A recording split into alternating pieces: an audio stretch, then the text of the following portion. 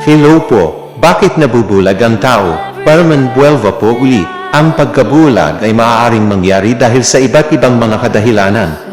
Narito ang ilan sa mga posible. Una, spiritual o espiritual na kadahilanan. Ang pagkabulag ay maaaring resulta ng kakulangan ng pananampalataya o pagkakasala.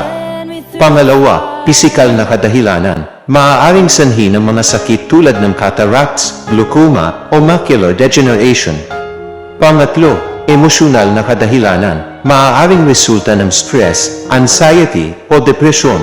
Ika-apat, mental na kadahilanan. Maaaring sanhi ng mga problema sa pag-iisip tulad ng dementia o Alzheimer's disease. Ika-lima, mga pagkakamali. Maaaring resulta ng mga pagkakamali sa pag-aasikaso ng sarili o sa paggamit ng mga gamot. Ika-anim, mga aksidente. Maaaring sanhi ng mga aksidente o mga pinsala sa mata. Ika-pito, mga genetic na kondisyon. Maaaring may kaugnayan sa mga genetic na kondisyon. Mahalaga na magpakonsulte sa mga profesional para sa tamang pagdiagnose at paggamot. Ingat po palagi. God bless po.